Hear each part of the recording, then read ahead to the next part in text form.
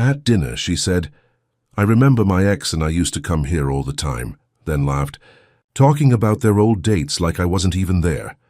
I smiled and said, "Then maybe he should be the one driving you home." I dropped her off halfway and went out with my friends instead. The next morning, my phone wouldn't stop buzzing. Dinner at the Italian restaurant was almost over. I thought it was the right time to give her the gift. A silver bracelet with a black pearl I'd picked carefully. It was meant to mark our 5th date.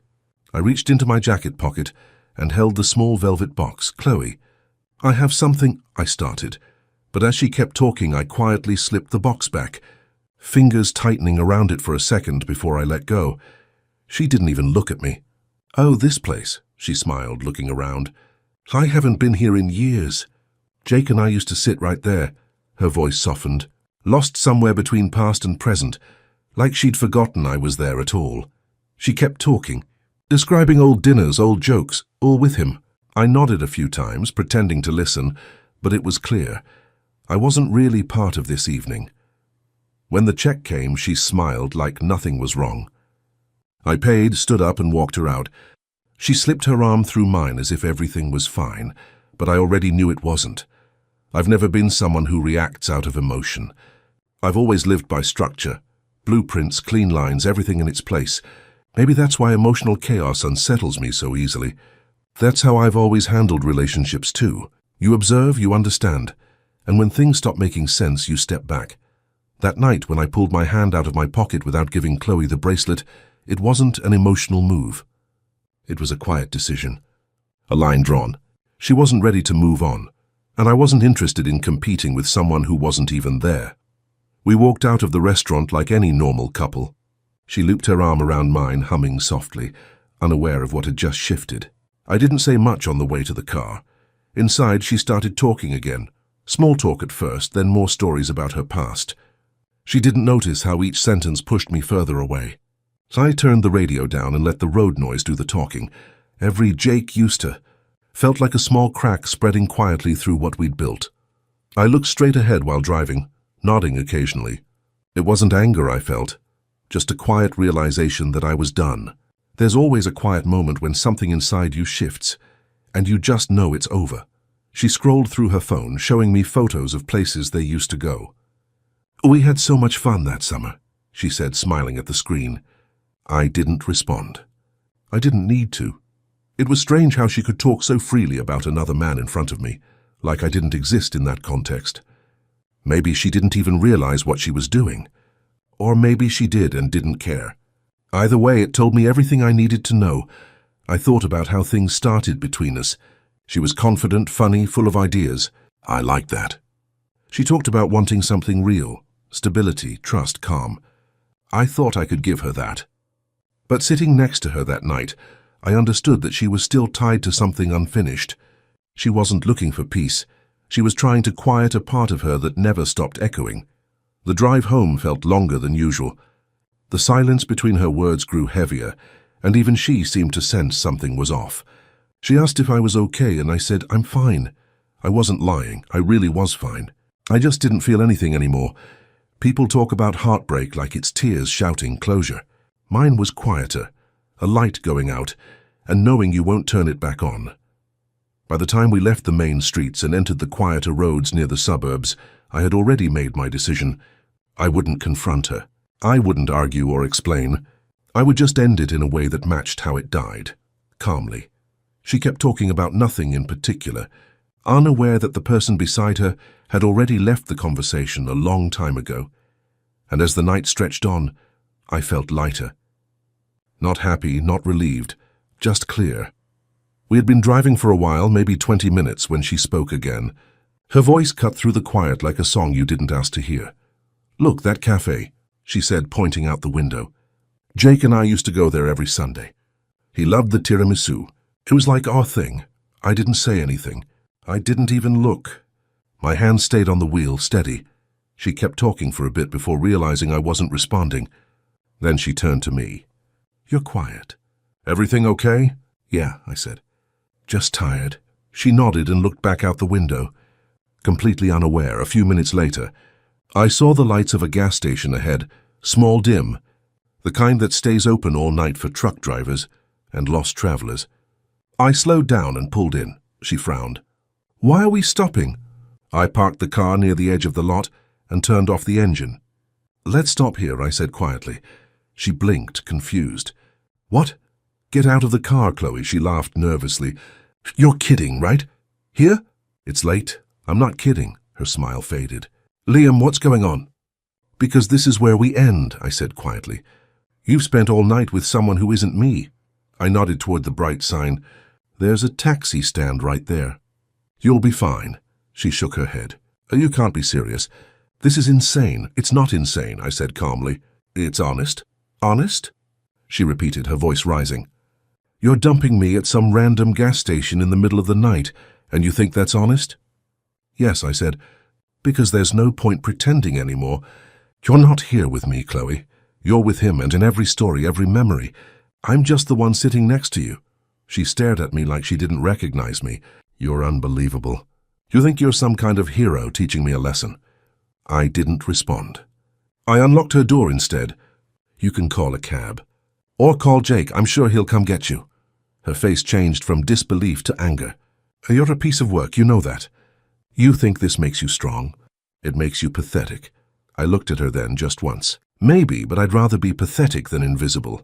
That seemed to hit her. For a second, she didn't say anything. Then she grabbed her purse, yanked the door open, and stepped out. Before closing it, she shouted, You'll regret this. The sound echoed across the empty lot. I didn't look at her. I started the car and drove away. Through the mirror, I saw her standing under the fluorescent light, arms crossed, her phone in her hand. Then she was gone from view. The road ahead was empty, dark, peaceful. I rolled down the window and let the cold air hit my face. My chest felt heavy, but not in a painful way, just full of something final. People might say what I did was harsh. Maybe it was. But I wasn't trying to hurt her. I just refused to keep playing a part in a story that wasn't mine. As I drove, I thought about how easy it is to get stuck in someone else's past, how you can be present, giving your time and attention, while the other person is somewhere else entirely. It's not about jealousy. It's about absence. When you're with someone who keeps reaching backward, you eventually realize they're not holding your hand. They're holding a memory. The silence in the car was deep. For the first time all night, I felt calm. There was no anger, no regret, just clarity. When I reached the edge of the city again, I stopped at a red light and caught my reflection in the window. I looked tired but steady. I knew that whatever came next, at least I'd been honest, with her and with myself. I didn't check my phone. I didn't need to. I knew she'd call and I knew I wouldn't answer. That was the first night in a long time I didn't feel like I was trying to prove anything. Not my patience, not my value, not my ability to understand. I just drove, heading nowhere in particular, until the feeling of her voice finally faded from my head. After I left her at the gas station, I drove straight to a small bar where my friends were hanging out. It was the usual place, low music, familiar faces. When I walked in, Ethan looked up and grinned. How'd the date go? Bad, I said. They could tell I wasn't joking, so I told them everything. The dinner, the bracelet I never gave, the stories about her ex, and finally the gas station. I told it calmly, like reporting a work issue, not a breakup. At first, they just stared at me. Then came the reactions. You actually left her there? At midnight? Damn, man. That's cold, I shrugged. Maybe. But I wasn't going to sit there one more minute listening to her talk about Jake. After a while, they got it. A few even laughed. You did the right thing, Ethan said. At least you ended it clean. Most people would drag that kind of thing on for months. I didn't drink much, just one beer. I wanted to keep my head clear. My phone kept lighting up on the table, her name flashing over and over. I ignored it. We stayed there for another hour, talking about work, random stuff, nothing important. By the time I got home, it was close to 1 a.m. As I parked, I noticed a car down the street with its headlights on. Someone was leaning against it, talking on the phone. It took me a second to realize it was Chloe. I sighed and watched for a moment. She looked upset, pacing, waving her hand as she talked. Even from a distance, I could hear her voice rising. I didn't get out of the car right away. I just sat there, windows up, lights off. Then I heard her shout, her tone sharp, angry. She was arguing with someone, and not me. A few seconds later, she screamed, "Put him on the phone then," and started cursing. Then silence. Her voice dropped and I heard her say, "Who the hell are you?" A pause.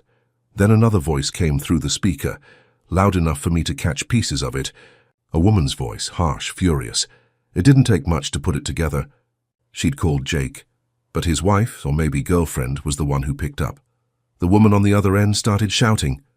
I couldn't hear every word, but the tone was clear: accusation, disgust, anger. Chloe yelled back for a bit, then broke down crying. I sat there just watching from the car. Not because I enjoyed it, it just felt surreal. Everything I'd suspected about her that night was right there, playing out like proof. After a few minutes, she threw her phone on the ground and got into her car. She stayed there for a while, motionless. Then she drove off fast, tires screeching a little as she turned the corner. I didn't follow. I didn't text. I just went inside, washed up, and went to bed. Before sleeping, I thought about what I'd seen, how predictable it all was. Some people can't let go of the past, no matter how much you try to build something new with them. It's not that they want to hurt you. They just don't know how to stop repeating the same story. And I realized I'd been lucky. Ending it when I did saved me from being part of that mess. When I woke up the next morning, sunlight was already coming through the blinds. My phone was still on the nightstand, lighting up with notifications. I took a deep breath, made coffee first, and only then picked it up. There were missed calls and a string of messages from Chloe. The first one was short and full of rage. "You're unbelievable. I had to find my own way home last night. I hope you're proud of yourself." Then another one, a little softer. "Okay, maybe I said too much, but what you did was still wrong." By 8 in the morning, the tone had changed completely. "Liam, I'm sorry. I shouldn't have called him. I wasn't thinking. Can we talk?" And finally, the last one. "I called Jake last night." His wife answered. She screamed at me, said things I can't repeat. I feel so stupid. I just wanted to hear his voice, and it blew up in my face. "You were right. You were the only one who actually cared about me. Please, can we start over?" I stared at the messages for a while. I wasn't angry. I wasn't even surprised. It all just confirmed what I already knew. She wasn't over her past, and she had no idea what she really wanted. I typed slowly, no hesitation, no second thoughts. "Chloe, I'm not your backup plan. I hope you figure out what you're looking for. But please don't contact me again." Then I hit send, blocked her number, and put the phone down. On the table sat the small velvet box I never opened. I picked it up and looked at the bracelet inside. Silver with a single black pearl. It still looked perfect, untouched, waiting for the right person. I closed the box and put it away in a drawer. Maybe one day I'd give it to someone who actually lived in the present, not in a memory. I finished my coffee, opened my laptop, and started working. The world felt ordinary again, and maybe that was peace, not joy, just the quiet kind that comes when you finally let go. For the first time in a while, I wasn't thinking about what could have been. I was just, okay. And that morning, sitting there with sunlight spilling across the table, I knew I'd finally done exactly that.